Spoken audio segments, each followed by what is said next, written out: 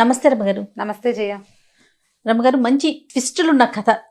పూర్వం ఒక రాజుగారికి ఒక యాపిల్ తోట ఉండేది. కానీ ఆ యాపిల్ తోటలో తోట పేరు యాపిల్ తోట, కానీ ఏ చెట్టు బతకల, ఒకే ఒక యాపిల్ చెట్టు ఉంది. ఇప్పుడు తోట మరి యాపిల్ తోట అని పెట్టుకున్నారు, ఏవి బతకలేదు, మామూలు మొక్కలు ఏవో వచ్చినాయి. ఒకే ఒక యాపిల్ ఎంత బాగుండేవి, ఓట చాలా బాగుండేవి. అయితే ఓ సంవత్సరం కాపు కాసింది. పళ్ళు కాయలు లెక్కెట్టుకున్నారు ఎన్ని అవుతాయని. కాయలు తయారయ్యే టైంకి మర్నాటి పొద్దుటికి ఒక కాయ తగ్గుతుండేది. మళ్ళీ పూత వచ్చేది, పిందెలు వచ్చేవి. కాయలన్నీ లెక్కెట్టుకునేవాడు పచ్చికాయలు. పండే సమయానికి ఓ కాయ తగ్గిపోతుండేది. రాజు కోపం వచ్చేది. చచ్చి 100 చెట్లు పెడితే ఓ చెట్టు బతికితే ఆ చెట్ల మీద ఓ కాయ ఎలా తగ్గిపోయింది, అలా తగ్గిపోవడానికి వీల్లేదని తోటమాలిని తిట్టేవాడు. అయితే తోటమాలిని జాగ్రత్తగా కాపలా ఉండమని చెప్పారు. ముందు రోజు పచ్చికాయలన్నీ లెక్క పెట్టారు. రేపటి కొంచెం రంగు మారుతుంది, ఎర్రబడిపోతాయి. ఆ రోజు రాత్రి తోటమాలి ఏం చేశాడంటే తన పెద్ద కొడుకుని కాపలాకి పెట్టాడు. పెడితే పడుకో, నువ్వు ఇక్కడ, ఎవరు తీసుకెళ్ళిపోకుండా చూడమన్నారు. మనిషి వచ్చిన జాడలు లేవు, కానీ కాయ మాయమైపోయింది. వీడు కాస్త 2 దాకా మెలకుగా ఉన్నాడు. 2 గంటల దాకా మెలకుగా ఉన్నాడు, నిద్ర పట్టేశాడు. మర్నాడు బదులుకి కాయ జంపు లేదు. రాజుగారి కోపం వచ్చేసింది. అయితే ఈయన ఏమన్నాడంటే తోటమాలి కొడుకుని, అరే బాబు నిద్రపోకరా, నిద్రపోకుండా ఉండరా అని చెప్పాడు. మర్నాడు నిద్రపోలే. మరుసటి రోజున మళ్ళీ కాయలు లెక్కెట్టి చూసుకున్నారు. మర్నాడు తెల్లవారుజామున ఏమైంది, ఒక బంగారపు రంగు పక్షి వచ్చి యాపిల్ పళ్ళ మీద వాలింది. అదే కొట్టేస్తూ కోసేస్తోంది. వీడేం చేశాడు, చూసి దాని మీద బాణం వేశాడు. వేసేసరికల్లా పండు పట్టుకెళ్ళిపోయింది, కానీ దాని ఈక ఒకటి రాలి కింద పడింది. పొద్దునే ఆ ఈక పుచ్చుకొని రాజుగారి చూపించారు. ఈ ఫలానా పక్షి వస్తుంది, అదే ఈ కాయలు కొట్టేస్తుంది అంటే రాజుగారు తన సలహాదారులని అందరినీ పిలిచి చూపించాడు. బంగారపు ఈక అది, ఎంత బాగుందో. దాంతో రాజు అన్నాడు, ఒరేం యాపిల్స్ కాయలు పోతే పోయినాయి, ఈ పక్షిని పట్టుకురండి నాకు ఎక్కడి నుంచి అయినా అనేసరికల్లా తోటమాలి పెద్ద కొడుకు తను తెస్తానన్నాడు. బాణాలు విల్లంబులు సర్దుకుని నడవటం మొదలుపెట్టాడు. అడవుల్లో తిరగాలి, మరి పక్షులు ఎక్కడ దొరుకుతాయి, అడవుల్లోనే దొరుకుతాయి కదా. ఆ అడవిలోకి వెళ్ళగా అతనికి ఒక నక్క కనిపించింది. కనిపించేసరికి నక్క మీద బాణం అయిపోయాడు. నక్కంది, నా మీద బాణం అయిపోక నేను నీకు సహాయం చేస్తాను, నువ్వు ఇలా ముందుకెళ్తే 2 సత్రాలు లాంటివి వస్తాయి. ఒకటేమో అంటే మన సత్రమే అదే, ఒకటేమో చాలా పాష్గా గ్రాండ్గా ఉంటుంది, అందులోకి వెళ్ళొద్దు. రెండోది కొంచెం పేదగా ఉంటుంది, అందులో అన్నం తిను నువ్వు అని చెప్పింది. చెప్పేసరికి బోడి నక్క మాట వినేది ఏమిటని వీడేం చేశాడు, బాణం లాగి పెట్టాడు, కొట్టేశాడు దాన్ని నక్కని. కానీ నక్కకి తగల, నక్క ఒక జంపు చేసి పారిపోయింది. ఓకే. వీడు అలా నడుచుకుంటూ వెళ్తే సరే మొత్తానికి ఓ చోట 2 సత్రాలు కనపడ్డాయి. ఒకటి చాలా చక్కగా మెరిసిపోతూ నీట్గా ఉంది, లోపల నుంచి సంగీతాలు వాద్యగోష్ఠులు వినపడుతున్నాయి, ఈ వాసనలు ఘుమఘుమలాడిపోతున్నాయి. రెండో సత్రం పాతగా పురాతనంగా ఏదో పాడుబడిపోయినట్టు. ఇక్కడ ఉన్నారు 2-3 మనుషులు, ఏదో వండుతున్నారు. వీడు ఈ దొక్కల దాంట్లోకి ఎవరు వెళ్తారు, ఇది చాలా బాగుందని ఆ మంచి దాంట్లోకి వెళ్ళాడు. అదే ఆల్రెడీ నక్క చెప్పింది కదా, చెప్పింది అయినా సరే నక్క మాట వినేదేమిటి, అదే కదా అని చెప్పి వెళ్ళిపోయాడు. వెళ్ళంగానే లోపల బ్రహ్మాండంగా తిండి తిప్పలు అవి ఇవి ఉన్నాయి, శుభ్రంగా తాగేశాడు, తినేశాడు. ఈ నక్క మర్చిపోయాడు, పక్షి మర్చిపోయాడు, నాన్న లేదు అమ్మ లేదు, వాడు అక్కడే ఉండిపోయాడు. ఎన్ని రోజులైనా రాలా. రెండో అబ్బాయి బయలుదేరాడు. మరి రాజుగారికి బంగారు పక్షిని తెస్తామన్నారు కదా, రెండో అబ్బాయి కూడా నక్క కనపడింది. నక్క సేమ్ డిట్టో ఇదే చెప్పింది. ఈ 2 ఇళ్ళు ఉన్నాయి, ఆ ఇంట్లోకి వెళ్ళబోక ఈ ఇంట్లోకి వెళ్ళు అని వినలా. వీడు కూడా ఆ ఇంట్లోకి వెళ్ళి అన్నయ్యతో జాయిన్ అయిపోయి వాడు కూడా అక్కడే ఉండిపోయాడు. నెలలు గడిచిపోయినాయి. అప్పుడు ఈ తోటమాలి 3వ కొడుకు రోజు మా యాపిల్ చెట్టుకి కాపలా పడుకునేవాడు. నాన్న నేను వెళ్తాను, నాన్న అంటే వాళ్ళ నాన్న అన్నాడు, ఒరే ఏం ప్రమాదము, 2 పిల్లల్ని పోగొట్టుకున్నాం, నిన్ను పోగొట్టుకోలేను నాయన అని ఎంత బతిమలాడినా వాడు వినలా. అన్నయ్యలకి ఏమైందో కూడా తెలుసుకోవాలి కదా మరి మనం. ప్రమాదం అనిపిస్తే వెనక్కి తిరిగి వచ్చేస్తా, నేను ముందుకెళ్ళను అని చెప్పాడు. చెప్పేసి ఇక రాజుగారి కోసం ఆ బంగారు పక్షిని తేవడానికి బయలుదేరాడు. నక్క కనపడింది. నక్క ఏం చెప్పిందంటే 2 సత్రాలు వస్తాయి, దాంట్లో ఉండకు, దీంట్లో ఉండు అంటే సరే అన్నాడు. యాజ్ ఇట్ ఈస్ సరే అన్నాడు. బాణం వేయలా, వాళ్ళిద్దరూ బాణం వేశారు. వీడు బాణాలు వేసేవాడు కొంచెం బెతకవాడు. ఆ నక్క చెప్పింది, నువ్వు ఓ పని చెయ్యి, నా తోక మీద కూర్చో, నిన్ను క్షణంలో తీసుకెళ్తా అక్కడికంతే, చూద్దాం అని తోక మీద కూర్చున్నాడు. అది రైమని లేడ్లాగా పరిగెత్తి ఆ సత్రాల దగ్గర దింపింది. ఓ సత్రం గ్రాండ్గా ఉంది, ఓ సత్రం సింపుల్గా ఉంది. మనకి గ్రాండ్ ఎందుకు, మన బతుక్కి తోటమాలి కొడుకుని నేను అని చెప్పి వీడ మామూలు సత్రంలోకి పోయాడు. శుభ్రంగా అక్కడ తిన్నాడు. తిన్న తర్వాత బయటకు వచ్చాడు బయలుదేరటానికి. అప్పుడు నక్క ఏం చేసిందంటే, నువ్వు బాగా ముందుకెళ్ళు, నీకు ఒక పెద్ద కోట కనిపిస్తుంది దుర్గంలాగా, దుర్గంలోకి వెళ్ళు. లోపల అందరూ సైనికులు వాళ్ళు వీళ్ళు పడుకుంటారు. నువ్వు వెళ్ళేసరికి చీకటి పడిపోతుంది. అక్కడ నీకు బంగారు పక్షి కనపడుతుంది. అయితే అది ఒక కర్ర పంజరంలో పెట్టి ఉంటుంది. పక్కనే ఒక బంగారు పంజరం ఉంటుంది. పొరపాటును కూడా ఈ పక్షిని బంగారు పంజరంలో పెట్టద్దు, కర్ర పంజరాన్ని చేత్తో పుచ్చుకొచ్చేసి అని చెప్పేసరికి సరేనన్నట్టు. ఆ తోక మీద కూర్చో, దుర్గం దగ్గరికి తీసుకెళ్తానంది. తోక మీద కూర్చున్నాడు.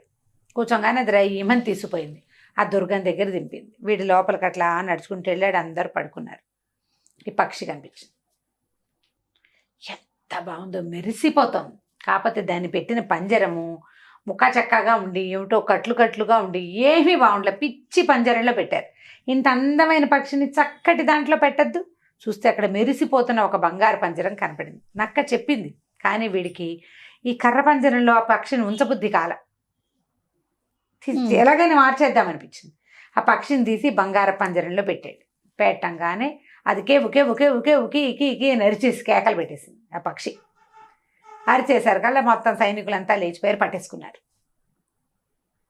ఆ దుర్గన్ రాజుగారి దగ్గరికి తీసుకెళ్ళారు.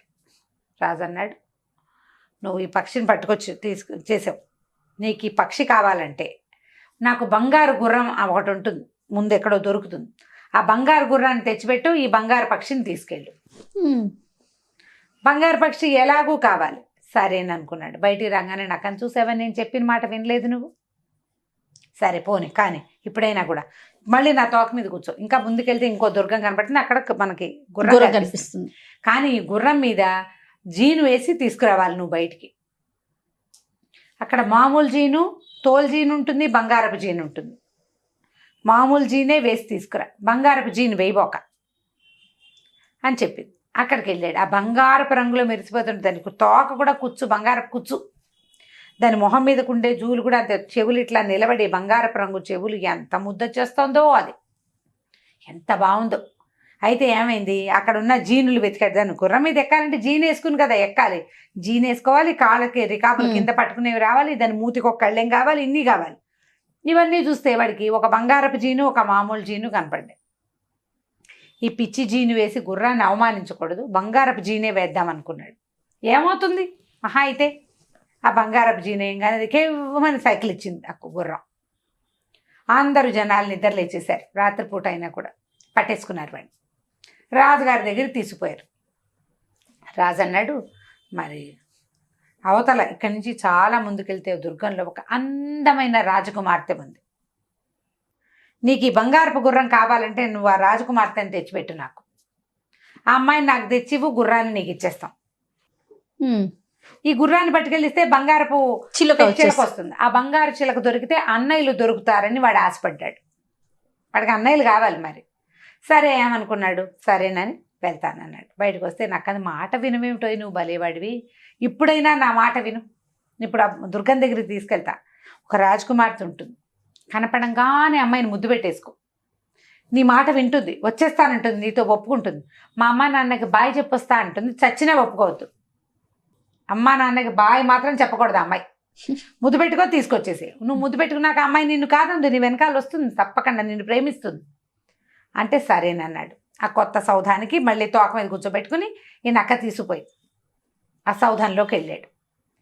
ఎంత బాగుందో అమ్మాయి, భలే అందంగా ఉంది. వీడు వెళ్ళగానే తటాలు నా పిల్లని కావలించుకుని బుగ్గల మీద ముద్దు పెట్టుకున్నాడు. ముద్దు పెట్టుకోగానే నేను అమ్మాయి ఏమందంటే, నువ్వు నాకు ఎంతో నచ్చావు, నేను నిన్ను ప్రేమిస్తున్నాను, నీతో వచ్చేస్తాను, తీసుకెళ్ళిపో అని. సరే పద వెళ్ళిపోదాం అన్నాడు. వెళ్ళిపోదాం అనగానే మా అమ్మ నాన్నకి చెప్పొస్తానే అంది. మీ అమ్మ నాన్నకి చెప్పొద్దన్నాడు వీడు. అక్కర్లేదు వెళ్ళిపోదాం అన్నాడు. ఏ అమ్మాయి ఏడవటం మొదలుపెట్టింది. అయినా సరే ఒప్పుకోలే వాడు. ఏమైనా సరే అన్నాడు. ఆ పిల్ల ఇంకా లబలబా ఏడ్చేసి లాగినా కూడా లాక్కండి అక్కడే నిలబడి ఏడుస్తుంది. ఇంత ఏడిపిస్తే ఎట్లా పాపం అమ్మాయిని. సరే పోన్లే వాళ్ళ అమ్మ నాన్నకి చెప్పొస్తుందని వదిలిపెట్టాడు. వదిలేసరికల్లా ఇది వెళ్ళి వాళ్ళ నాన్నకి చెప్పగానే వాళ్ళ నాన్న అన్నాడు, ఎవరెవరా వాడెవరితోటో వెళ్ళిపోతావా అని వాడిని పట్టేయండి రా వాడిని అన్నారు. వాడిని కాస్త పట్టేసుకున్నారు. అయ్యో నక్క చెప్పిన మాట వినకపోతేనే దీన్ని అనవసరంగా వదిలిపెట్టాను, దీని కన్నీళ్ళలో కరిగి ప్రవహించి అది వెళ్ళిపోయి పనిచేశాను, ఇప్పుడు ఏం చెయ్యాలి అని ఆలోచించుకున్నాడు. ఈ లోపల రాజు అన్నాడు, నా కిటికీ ఎదురుగుండా నీకు ఈ అమ్మాయి కావాలంటే నేను కిటికీ ఎదురుగుండా ఒక కొండ అడ్డం వస్తుంది నాకు. నేను ఎంత బయటకు చూద్దామంటే ఆ కొండ అంతా అడ్డం వచ్చి కనపట్టాల. కొండ తవ్వే తెల్లారేసరికల్లా తవ్వేస్తే ఈ అమ్మాయిని నీకు ఇస్తానన్నాడు.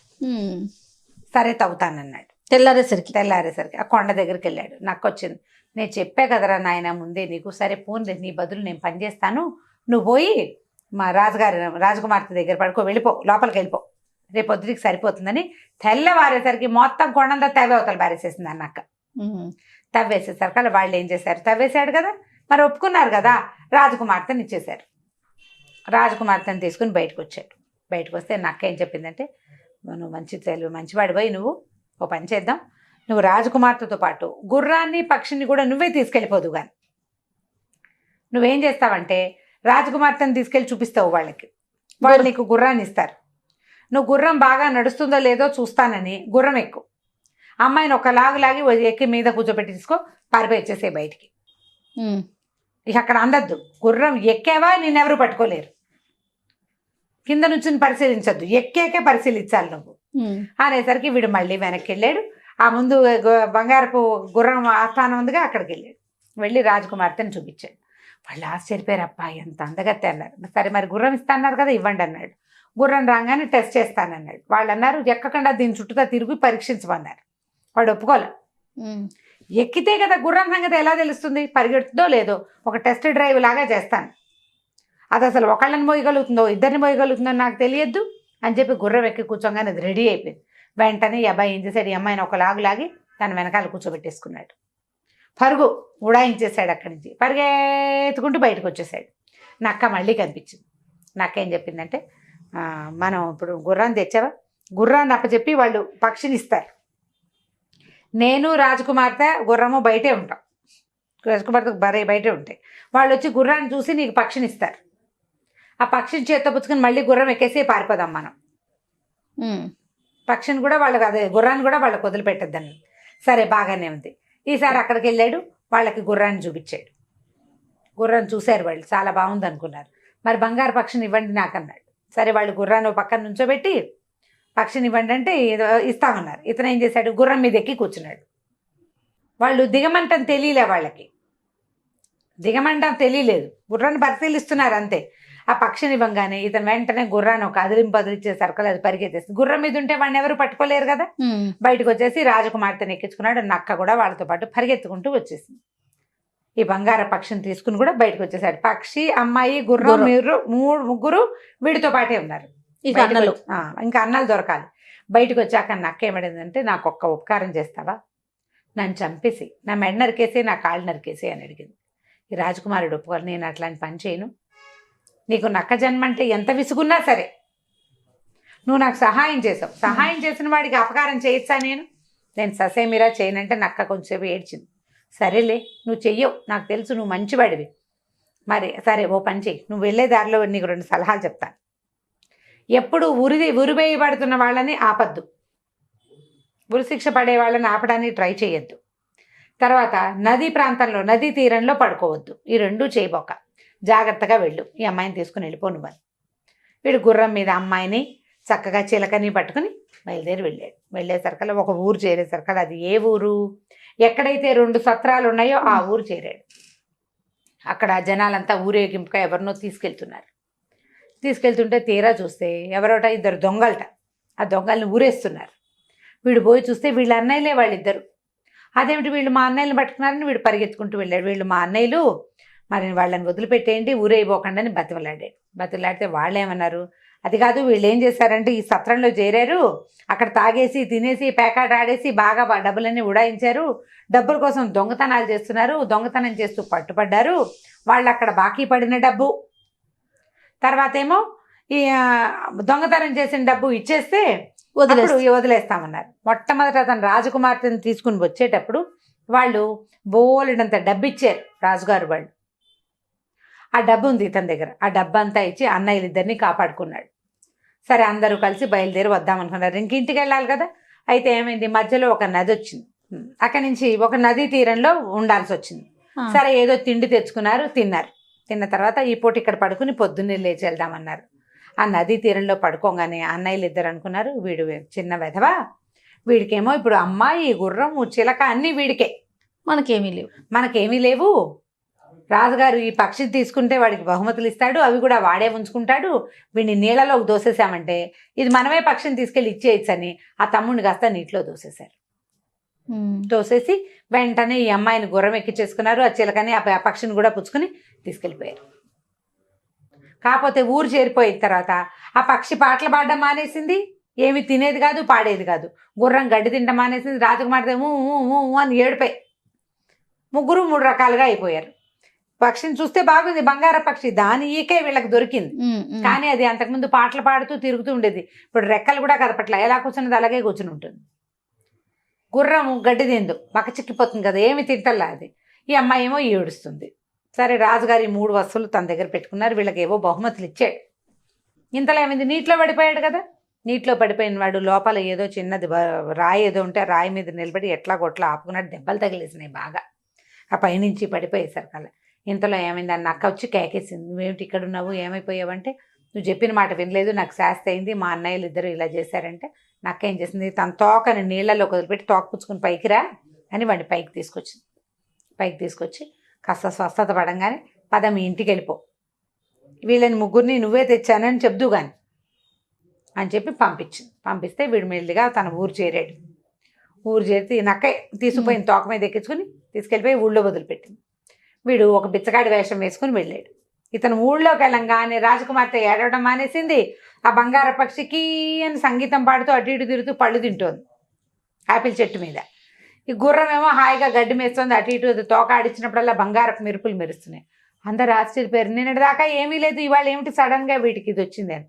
వీడి కుర్రాడు ఏం చేశాడు, ఊళ్ళోకి వెళ్ళిపోయి రాజుగారి దగ్గరికి వెళ్ళిపోయాడు. సరాసరి వెళ్ళిపోయి ఈ 3 వస్తువుల్ని తను ఎట్లా సాధించుకొచ్చాడో చెప్పాడు.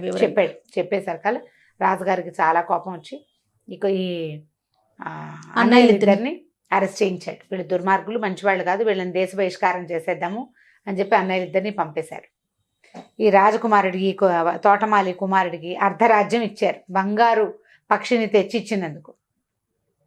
హాయిగా ఉంటున్నాడు వాడు, చాలా రోజులు ఉన్నాడు. ఆ అమ్మాయిని పెళ్లి చేసుకున్నాడు, ఆ గుర్రం మీద తిరిగేవాడు. ఆ పక్షి ఆ రాజ్యంలో అన్ని చోట్ల తిరుగుతుండేది, అది గుడ్లు పెట్టి బోళ్ళని పిల్లల్ని పెట్టింది. బంగార పక్షులు ఆ ఊరంతా తిరుగుతూ ఉండేవి, చాలా గ్రాండ్గా ఉండేది. చాలా కాలం తర్వాత ఒకనాడు ఇతను అడవిలోకి వెళ్ళాడు. వెళ్ళేసరికల్లా ఎప్పుడో ఎన్నాళ్ళకో పిల్లలు కూడా పుట్టేశాక ఒక ముసలి నక్క అతనికి కనిపించింది. కన్నీళ్ళు గారుస్తూ కూర్చున్నది ఒక చోట. అయ్యో నువ్వు నా మిత్రుడివి, నువ్వు నాకు ఎంతో సహాయం చేసావు కదా, నువ్వు ఎలా ఉన్నావు అని అడిగేసరికల్లా నేను నిన్న ఆ రోజు అడిగాను, నా మెడ నరికేసి కాళ్ళు నరికేయమని, నరికేయవా ప్లీజ్ అని అడిగింది. వీడికి చాలా కష్టం వేసింది, ఎందుకు నువ్వు ఎప్పుడు ఇలాగే అడుగుతున్నావు, అప్పుడు నేను చేయలేకపోయా, సరే ఇప్పుడు చేస్తానని వరలో నుంచి కత్తి తీసి దాని మెడ నరికేశాడు. కాళ్ళు కూడా నరికేశాడు. కాళ్ళు మెడ నరకంగానే ఆ నక్క పడిపోయి ఒక కుర్రాడు లేచి నుంచున్నాడు. వాడు ఒక శాపం మంత్రం కట్టు వల్ల అలా నక్కగా మారిపోయాడు. మళ్ళీ ఆ కుర్రాడు ఎవరో కాదు, ఈ తోటమాలి కొడుకు పెళ్లి చేసుకున్న రాజకుమార్తె తాలూకు తమ్ముడు. ఓహో. ఈ అడవిలోకి వచ్చిన వీరాధి వీరులు ఎవరైనా ఉంటే వాళ్ళని తీసుకెళ్ళి వాళ్ళకి ఇవన్నీ ఇప్పించి చివరికి నా శాపం విమోచనం చేసుకుందాం అనుకున్నాను, నేను ఎంత ట్రై చేసినా నువ్వు చేయలేదు, ఇంతకాలం నేను నక్కలాగా ఉండిపోయాను, కానీ నీ వల్ల నేను మళ్ళీ మామూలు మనిషి అయిపోయానని వీడిని కావలించుకున్నాడు. అక్కని చూసి తర్వాత తన రాజ్యానికి వెళ్ళిపోయి ఆ రాజ్యానికి రాజు అయిపోయాడు. సో నక్క, తోటమాలి కుమారుడు కలిసి ఒక బంగారు పక్షి, ఒక గుర్రం, ఒక రాజకుమార్తెని సాధించి చివరికి వాడికి శాప విమోచనం కూడా చేసుకున్నారు. కంచికి మనం ఇంటికి. సూపర్ స్టోరీ రమ్మగారు. కాకపోతే సహజంగా మనం ప్రతి స్టోరీలో నక్కని విలనే అనుకుంటాం, కానీ ఇక్కడ చూడండి చక్కగా భలే హెల్ప్ చేసింది హీరో అన్నమాట. అదే. రైట్ రమ్మగారు, నమస్తే. నమస్తే జయ.